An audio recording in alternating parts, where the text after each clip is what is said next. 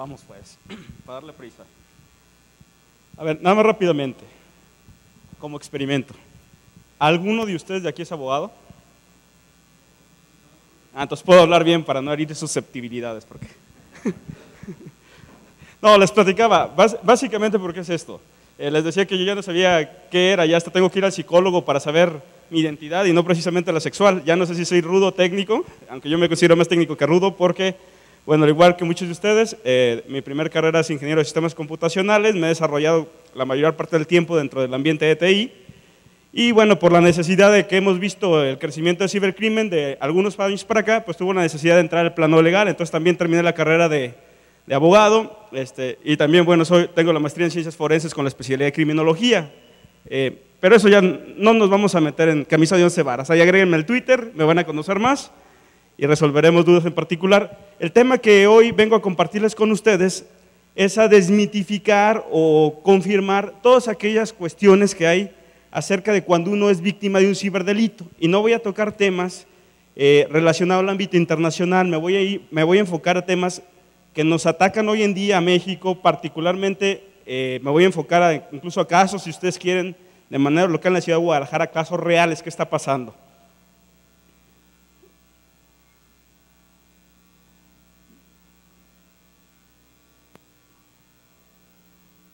Vamos por acá. Ok, primer problema que tienen los abogados, no entienden la cuestión de, son muy buenos en materia legal, son muy buenos en materias de derecho civil, mercantil, penal y todo ese tipo de cosas, pero son muy malos para cuestión tecnológica. Ese es el gran problema que hay ahorita.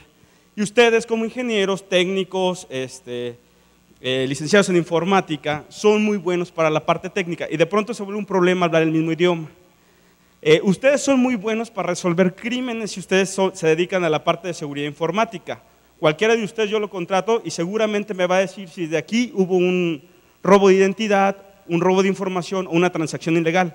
Eso no cabe duda, técnicamente lo podemos saber. El problema está cuando ya se lleva más allá y ya quieres ir a tomar acciones legales. ¿Realmente qué se puede hacer? ¿Realmente qué no se puede hacer?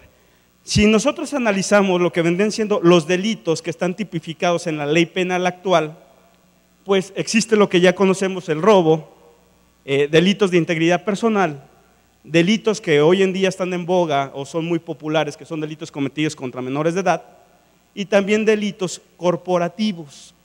Si nosotros tratamos de agrupar los ciberdelitos en alguna de estas 4 categorías, vamos a ver que es posible llevar a cabo casos de ciberdelincuencia al plano legal tradicional, aun cuando se rumora que la ley no existe. Se pueden encuadrar muchísimas cosas, solamente es cuestión de entenderlas. Por ejemplo, robo, pues tenemos en ciberdelitos, robo de identidad, robo de dinero electrónico, robo de equipo de cómputo, que se da mucho, desde un celular hasta una computadora, hasta servidores, robo de señales, y hablamos desde señales de telecable hasta señales de Wi-Fi, robo de código, robo de software como tal y robo de datos. En integridad de personas vamos a ver que hoy en día también a través de las redes sociales pues está dando mucho el tipo del acoso, las amenazas, las extorsiones, violencia. Hoy en día los cárteles están usando YouTube para mandar videos, para mandarse información hacia el otro cártel, como estás torturando personas, o a través de correos electrónicos. Se da también el engaño, se da homicidio y se da suicidio, que este último no es un delito, pero sí es una conducta que hoy en día es muy común y estamos viendo casos de gente que hoy en día se suicida y ya no deja la nota a través de un papel, ya normalmente se despidió a través de un mensaje de texto o inclusive tienes que entrar a ver sus últimos posts que hizo a través de redes sociales y muchas veces esos te van a dar las causas de por qué esa persona se suicida. Entonces, también en ese tipo de casos está esta parte muy importante. En menores de edad estamos viendo hoy delitos que se llevan en el internet como es los pedrastras y también pornografía infantil. Esto es ahorita que está viento en popa este tipo de temas y bueno, no se diga ya yéndonos al plano corporativo, vamos a encontrar lo que vendría siendo fraudes en transacciones electrónicas, robo de información o también lo que vendría siendo la difamación. hoy en día se está dando un fenómeno muy curioso en las empresas. De pronto hay personas que están disgustadas o son corridas de las empresas y roban la identidad de un gerente o del director, o simplemente de manera anónima empiezan a mandar información a las carteras de clientes difamando a la empresa. Entonces se está volviendo un problema porque empieza a generar pérdidas, empieza a generar desconfianza. Imagínense un banco donde se empieza a difamar que está haciendo un mal uso del dinero, inmediatamente la gente va a sacar su dinero de ahí. Se está dando mucho ese tipo de delitos. La piratería en cuestiones de software o piratería en cuestiones de propiedad industrial y pues fraudes.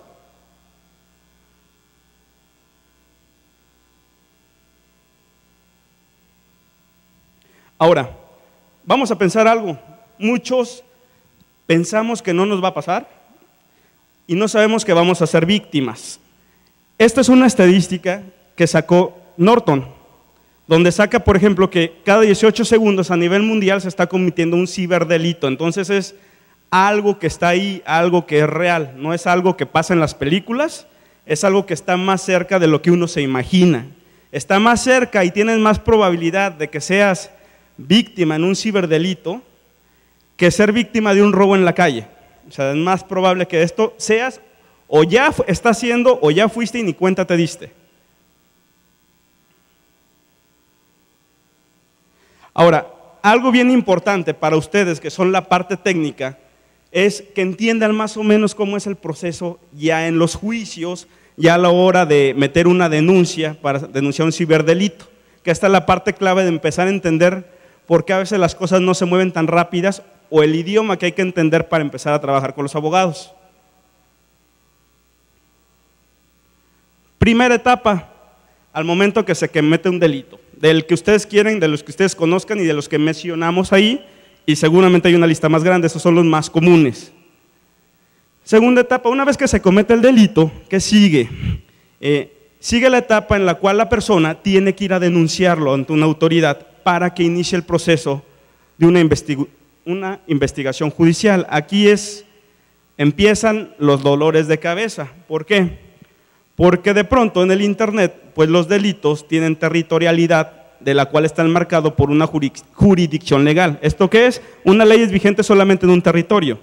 Entonces de pronto no sabemos si el delito se llevó a cabo en la ciudad de Guadalajara, en México, en el país México, o en Estados Unidos, o en Tailandia, o en China, o en Argentina, o entre varios países, porque finalmente tú puedes ser víctima de un delito en la ciudad de Guadalajara y quien te cometió el delito puede estar en la ciudad de Buenos Aires y sin embargo usó una serie de servidores que estuvo en medio, que a lo mejor subió hasta Europa para bajar a América. Entonces se vuelve de alguna manera un problema relativamente complejo para quien no lo entiende como abogados. Pero en el caso, vamos aterrizando esto.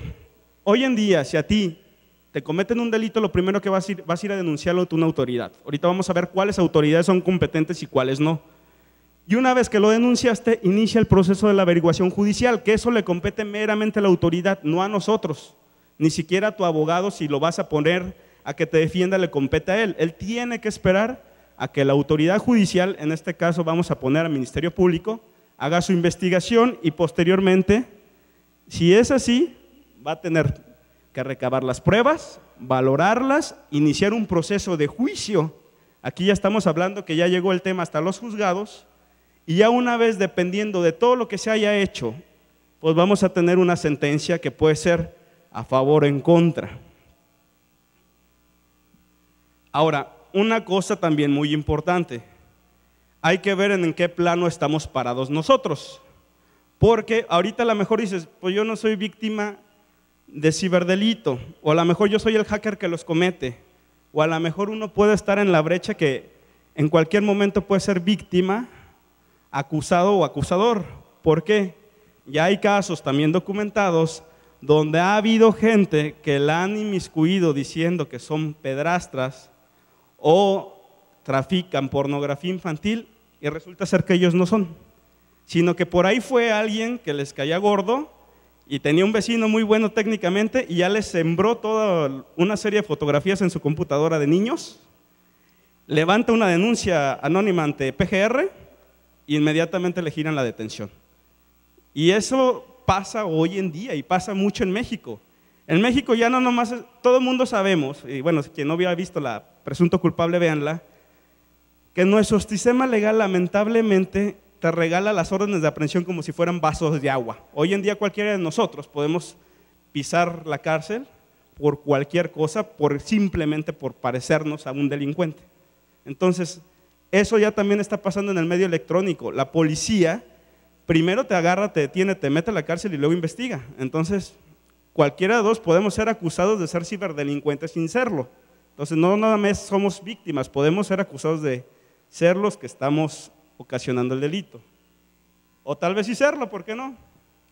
Ahora, muy importante, indistintamente en el papel que esté, ya sea que me estén acusando o ya sea que yo haya sido la víctima ofendida, ¿qué voy a hacer como primer paso? ¿Qué procesos tengo que entender?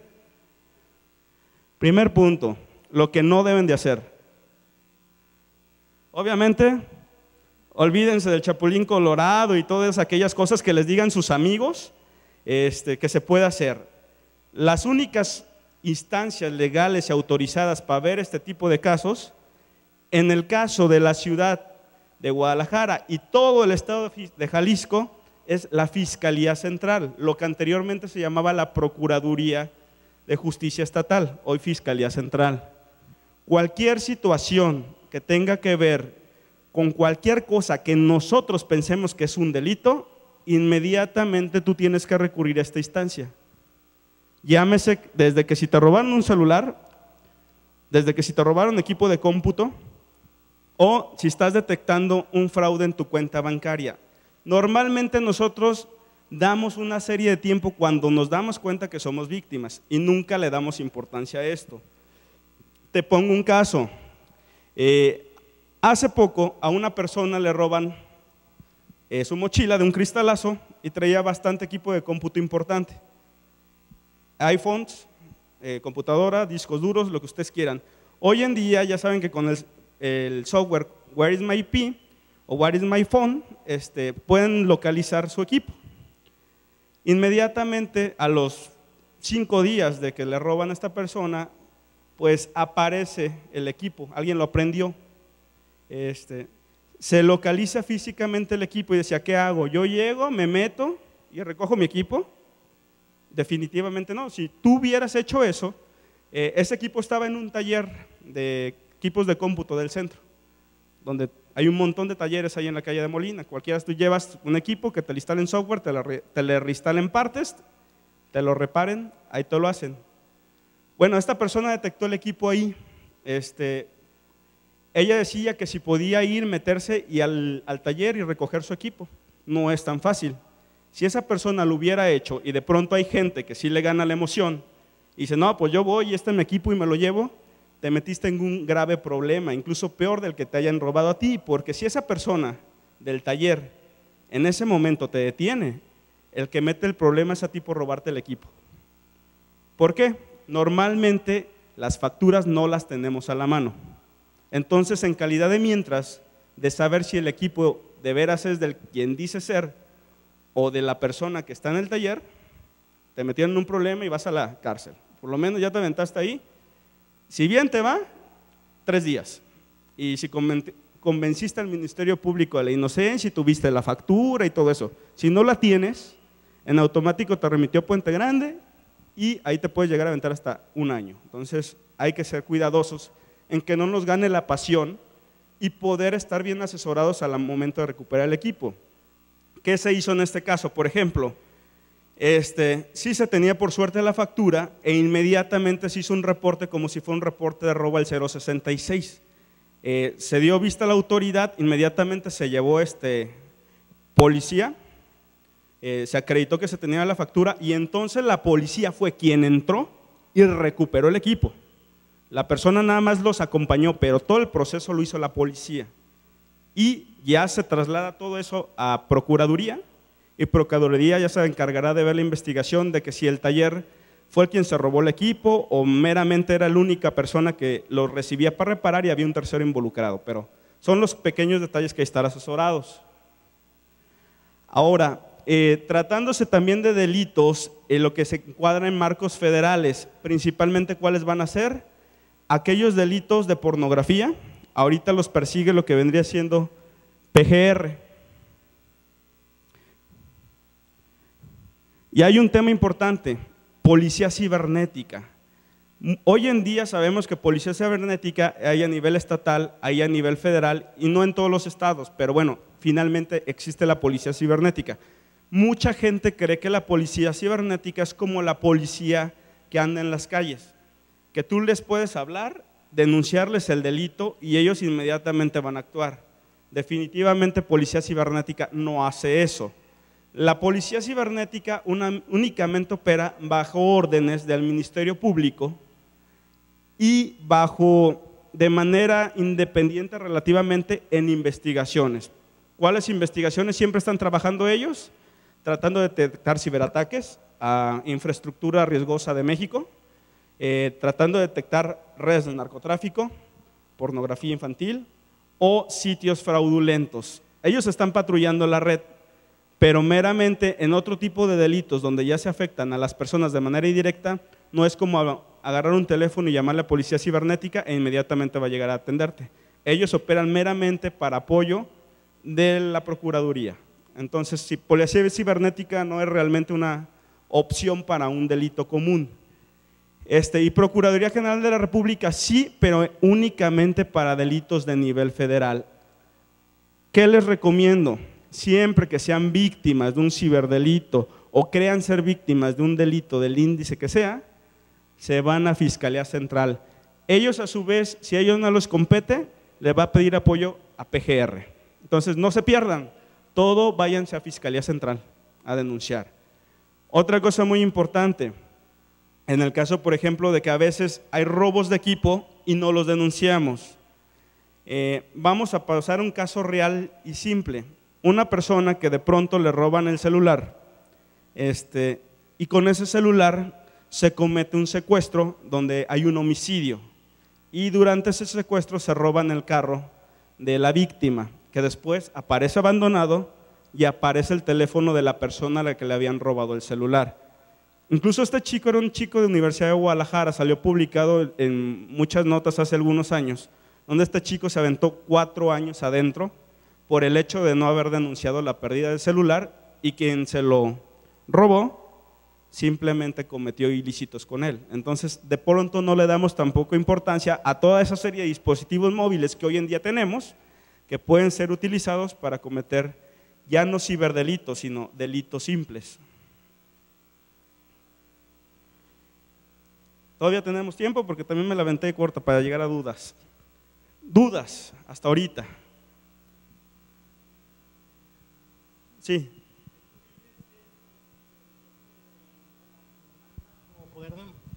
¿Es posible ser objeto de ser demandado o poder demandar por hackear un Wi-Fi? Sí. Mira, finalmente vamos a aterrizar un poquito más esos conceptos. Te decía que los delitos tradicionales se pueden enmarcar a ciberdelitos, aunque no hay una legislación que te dice es un delito robar la señal del Wi-Fi. Finalmente, si tú te vas al apartado robo del Código Penal, te especifica que es un robo. Robo es aquella persona que se lleva bla, bla, bla, bla, un bien. Sin embargo, ahí te va, normalmente en robo te dice bienes muebles. Bienes muebles tiene que ser físico, la señal de Wi-Fi no, pero también ya están cambiando algunos códigos penales en otros estados donde quitan la parte de bien mueble y están tipificándolo como cualquier persona que haya uso de algún objeto, no dice si es un objeto tangible o intangible, y que lo tome para algún beneficio en particular, por ejemplo, promedio un ilícito. Ahí en ese caso sí, aunque por ejemplo ahorita está en algunos casos que se han aventado a demandar ese tipo de cosas, se están topando con un problema. Normalmente el uso de robo de redes Wi-Fi la hacen la gente en su casa. O sea, quien se dedica al hacking realmente no va a ser tan tonto como para estarse exponiendo. O sea, quien de veras se dedica profesionalmente, porque hay pues quienes se creen hackers y creen que con irse al parque agarrar la Wi-Fi y hacer dagas con eso van a hacer. Pero, por ejemplo, los casos que se empiezan a demandar son para darle un escarmiento a la gente que vive en casas, que no se esté robando el Wi-Fi. ¿Qué ha pasado realmente? Se pueden llegar a ir por robo a veces, y llega también un problema donde dice, espérame, pero la señal del vecino está llegando a mi casa, donde ya territorialmente es mi espacio. Entonces, si tú lo comparas a veces es como que el clásico vecino que tiene un árbol de naranjas y las ramas dan hacia tu casa.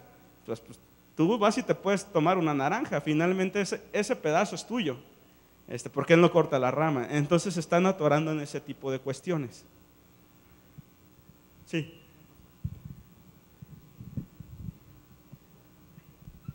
A ver, Charlie, aquí hay una cuestión, por ejemplo, en el tema del robo de señal. Bueno, una cosa es el robo de señal como tal, para uso del servicio como tal, pero ¿hasta qué grado la ley puede contemplar el hecho de que, independientemente que esté haciendo uso de la red, esto puede implicar que la persona que está haciendo uso sin autorización de la red pueda tener acceso a los datos que viajan a través de la red? Aquí estoy hablando, por ejemplo, de la intercepción de un correo electrónico, de la intercepción de alguna contraseña. ¿La ley contempla algo así por el estilo o no lo contempla aún? Bien, bien.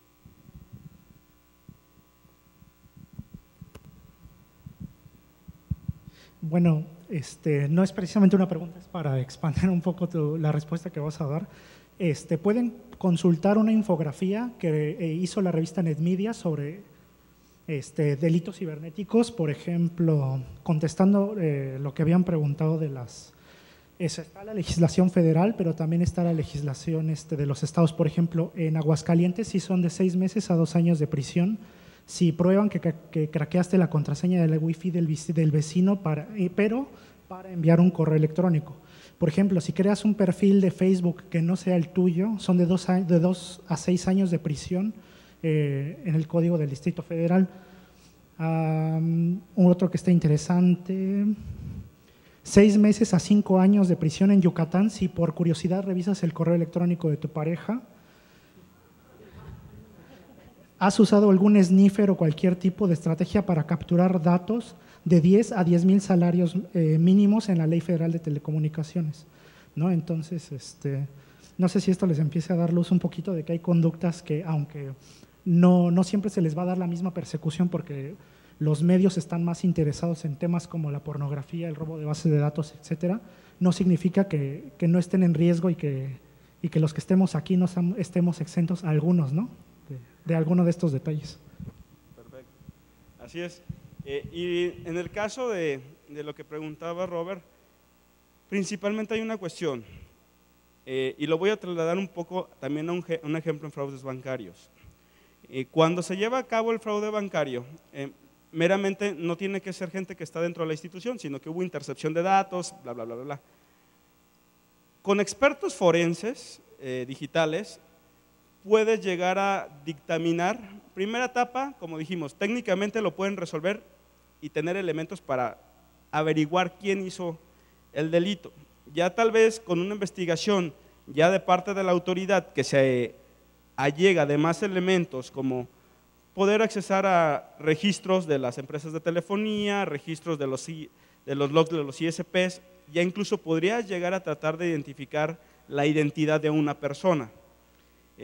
Identificando eso, ya lo único que te queda en marcarlo es cómo lo vas a orientar legalmente para que enmarquen un fraude, por ejemplo.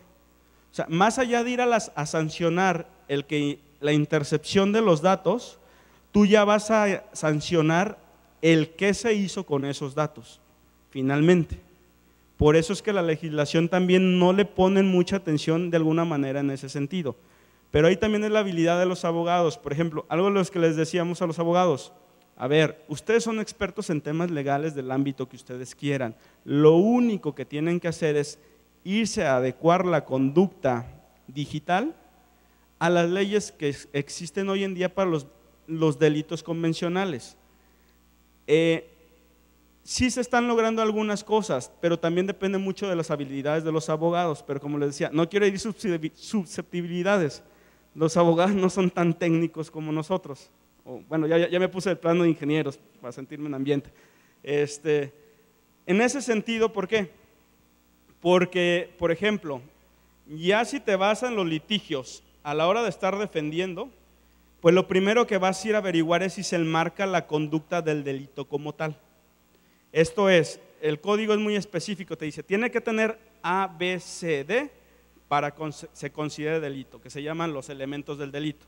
Si alguno de esos elementos es imperfecto, o sea, ya ni siquiera que diga que no exista, si no existe obviamente pues ya se desecha, pero es imperfecto, en automático se desecha. Pero aquí es algo muy importante, no solamente es armar el caso con la cuestión de la opinión de un experto legal, tienes que trabajar de la mano en equipo para tener expertos forenses digitales, porque sin esas tres cosas, si la parte técnica que detecta bien, la parte legal que puede armar el caso bien y la parte digital que va a acompañar las pruebas, lo puedes llevar a cabo a éxito.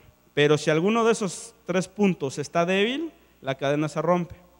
Entonces es muy importante el trabajar en un equipo multidisciplinario que entienda esas tres partes. Pero sí se puede llegar a hacer. Allá, a ver, el compañero del micrófono. Bueno, al inicio de estas, de lo que es el Congreso, dijimos que lo que aquí se dice, aquí se queda, ¿no? Una pregunta, bueno, un consejo.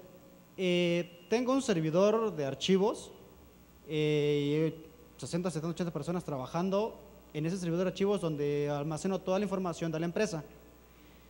Por X medio capturo absolutamente todo lo que ellos dicen en su Facebook y detecto que fulanito de tal platica con un ente y le dice, sí, yo te paso la información de tal empresa, esta empresa es de outsourcing, la mía también, y baja la base de datos de la empresa X y va y se la vende a ellos, y ¿sabes qué? Pues te voy a dar 5,000 pesos por la base de datos de la empresa fulana de tal. Yo lo descubro por medio de las comunicaciones que él tiene vía Facebook, se le despide, no se lleva a un caso legal para demandarlo por fraude, por robo de información, porque en sí lo que yo hice fue un delito interviniendo sus comunicaciones de su Facebook. Ahora, ahí yo lo puedo demandar por robo, por fraude de la empresa, por secretos industriales, lo que quieras, pero él a mí me va a demandar por espionaje, por bla, bla, bla, ¿no? ¿Qué hago? ¿Cómo procede? Perfecto. Mira, tema número uno que falta concientizarse en qué hacer, como tú dices. ¿Qué se les estamos aconsejando a muchas empresas? Porque yo y la empresa trabaja con TI a fuerzas. A todos los usuarios de que tú ya entras a trabajar, les haces firmar contratos de confidencialidad, donde incluso ya entre los apartados les das para que ellos te autoricen en cierto momento checar la información que ellos manejan. Así sea personal. De alguna manera eso te va a dar un elemento para que él diga, oye, pues yo ya sabía de eso. Ahora, ya en la vida real, cuando no tienes nada de eso, porque tradicionalmente no se está teniendo, muchas gentes se encuentran en ese dilema como tú, que dices, oye, ¿qué hago? Porque me va a demandar, me va a contrademandar o me puede salir peor. ¿Qué les aconsejamos? Dependiendo el grado de afectación que haya sido, avienta la demanda, no le tengas miedo a que te vayan a contrademandar. No hay muchos abogados especializados en el tema, ese es el detalle. Ok, mira, te la planteo de esta manera. La información, él la vendió a otra empresa, se lleva a la cartera de clientes, se pierde el contrato de esa empresa para su manejo en lo que es de RH, y a ellos sí, al entrar se les hace firmar una requisición de confidencialidad.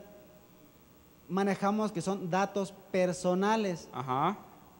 Pero en ningún momento manejamos ese tipo de detallitos así más profundizados, porque damos sus datos personales, son su acta de nacimiento, ese tipo de cosas. Es por el punto de vista en que lo ve nuestro departamento jurídico. Ahora, porque igual un buffet de 10 abogados no supieron qué hacer, y le digo, bueno, ¿qué hacemos? Ahorita me viento el comercial. Mira, hay mucho de las habilidades de los abogados. ¿Por qué? Porque también tú puedes encuadrar, o sea, los abogados son muy hábiles para eso en la vida tradicional, no en la vida digital. Si tú le dices si tú eres una persona y atropellas a 10 personas y agarras un buen abogado, es capaz de decirte que esos 10 se te atravesaron y no tuviste la culpa. Eso mismo sucede en la vida digital. Tiene que analizar los elementos que está pasando para igualmente ni siquiera exponer el caso de que interceptaste comunicaciones. A lo mejor vas a poner tú una historia donde dices, bueno, es que a través de un cliente, a través de una persona de la otra empresa fue quien me dijo, pero también de alguna manera armarlo porque vas a tener que llevar testigos o complementarlo con algunas pruebas. Entonces sí se tiene que analizar. Acércate con los otros testigos, con abogados digitales. Pero sí se puede, más con ley de datos personales, ahorita es más delicado. No sé cuándo haya sido tu caso, cuando fue el robo de la base de datos. 3 meses atrás. Ya aplica. Ahorita si conoces un poquito general la ley de datos personales, yo incluso denunciaría a Procuraduría una denuncia de hechos indistintamente yo vaya a demandar o no. Grábense eso, denuncia de hechos. ¿Qué es eso? Cuando les pase algo y no sepan qué hacer, de alguna manera vayan a Procuraduría y le levanten lo que es denuncia de hechos. Denuncia de hechos es así como ser el chismoso de ir con tu mamá y decirle, me pegó fulanito, y no va a pasar nada, pero va a quedar un antecedente registrado ahí para que tú en cualquier otro momento en el futuro, si tienes una situación, te puedas amparar o justificar que tú denunciaste. ¿Por qué te digo eso? De entrada, indistintamente lo vayas a demandar o no, como ya fue dentro del marco de la ley de datos personales, si aparte esa otra tercera empresa o esa misma persona sigue haciendo mal uso de la información, acuérdate que no solamente se va a sancionar a aquella persona que venda la base de datos, él tiene una sanción, pero el propietario que permitió que se le fugara tiene incluso multas de dinero o penas de 5 años de cárcel. Por eso es que te digo, de entrada denuncia de hechos, porque tú no sabes si más adelante vaya a traer una consecuencia y te van a meter al juego sin querer, indistintamente la otra situación que ya manejas interna. Ok, gracias. Ya ahora sí, saliendo del tema, ¿te das algún tipo de capacitación para abogados o algo por el estilo para mandarte unos 2? Sí. Gracias. Bueno, ¿otra pregunta antes de aventar el comercial? Quería hacer una pregunta.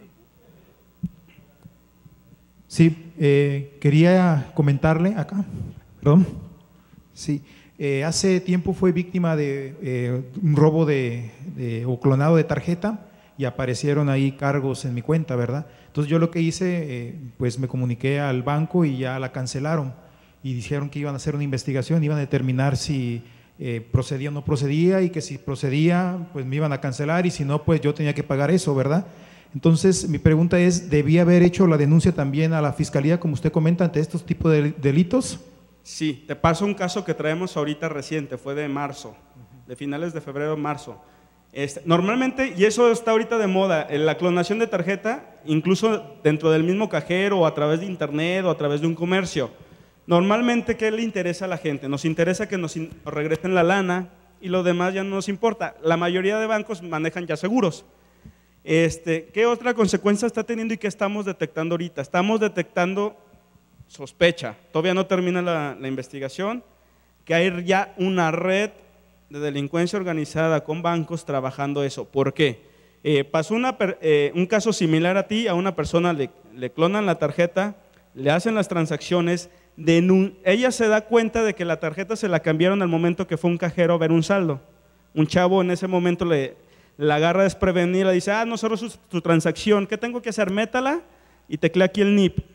En ese inter el chavo le cambió la tarjeta y la persona no se dio cuenta. Era un cajero del banco, a las 2 de la tarde salió del cajero del banco y entró a la sucursal bancaria a hacer unas transacciones. Cuando llega, ¿qué se tardó? 5 minutos. Cuando llega ante el cajero le dicen, su tarjeta está bloqueada, X, y se da cuenta que se la han cambiado. Denunció en ese momento, era viernes, quedó aparentemente todo bien y le dijeron lo mismo que a ti. Espérese, en 45 días va a tener una respuesta. Para esto le pide a la cajera, ¿sabe qué? Pues mejor ahorita habilíteme también el que me notifique vía celular cualquier transacción. Nada más esperaron a que fuera el sábado a los 5 minutos de la mañana para que empezaran a hacer transacciones y compras. Reportó el sábado, ya para eso de las 8 de la mañana, hacia la línea telefónica, el call center le dijo no tiene bloqueada ninguna tarjeta, no hay ningún de reporte, se vuelve a reportar por segunda vez, siguieron apareciendo transacciones todavía el domingo y lunes, todavía lunes. El lunes vuelve a ir a la persona a la sucursal bancaria, narra todo esto y sí decían que ya había solamente el reporte del call center, era el que en el sistema estaba registrado. Otro tema, se hace la denuncia ante Procuraduría porque ya hay algo sospechoso ahí, ya no importaba nada más el dinero, por cualquier cosa se levanta la denuncia a Procuraduría. Ahorita hay detenida una persona que era la primer cajera, se están en proceso de análisis forense de videos y rastreando que puede estar trabajando en banda. ¿Por qué? Porque hasta de febrero ahorita, aunque han repuesto el dinero al banco, aunque a la persona le han generado 2 nuevas tarjetas, las vuelven a clonar. E incluso le preguntábamos al banco, oye, ¿cómo es posible que ahorita las nuevas tarjetas traigan una identidad distinta? Nada más te robaron la tarjeta. ¿Cómo están haciendo una tarjeta a nombre de una tercera persona y sacando documentos? Conocen ya la codificación de las tarjetas del banco. Entonces finalmente generan una tarjeta y le están planchando los datos de personas ficticias. Pero finalmente a la hora que se lleva a cabo la transacción de la cuenta va a una cuenta verdadera de un tercero. Entonces esta persona que se le está haciendo ahorita inmediatamente canceló con ese banco porque ya esa cuenta ya conocían cuenta de cheques, cuenta de débito y créditos personales aprobados. Entonces ya nada más era que saque una y le están clone. Y sí denunciar, porque digo, finalmente muchos dicen me regresó el dinero, pero ahorita a raíz de este caso ya no sabes si esos datos te van a dejar descansar y a lo mejor en 3 meses están sacando otra y te van a traer así. Entonces sí denunciar ante Procuraduría para que se mueva.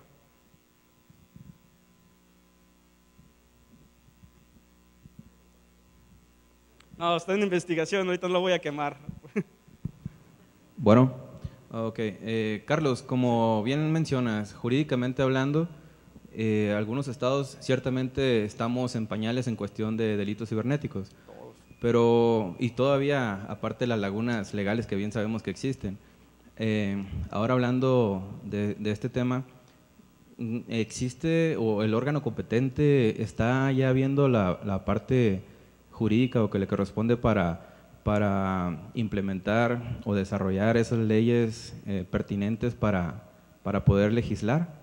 Mira, tristemente no, hay gente, no somos los únicos, hay muchísima gente, tanto técnica, abogados, mismos bancos haciendo presión a los legisladores, porque no hay un órgano como tal que esté autorizado para hacer leyes, solamente son ellos. Hay gente más consciente que otra.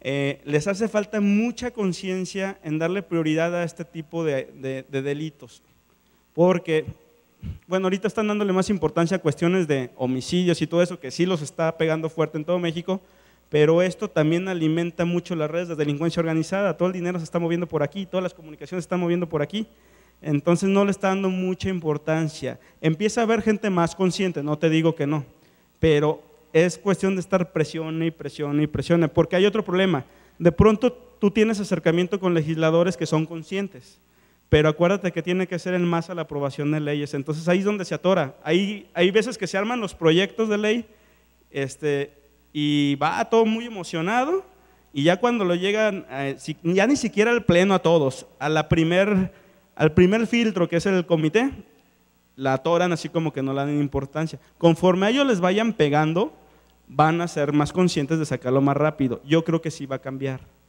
porque también ya no nomás es un tema a nivel de México, hay presiones a nivel del extranjero para legislar o por lo menos firmar acuerdos internacionales para cuestiones meramente de comercio electrónico. Pero ahí va.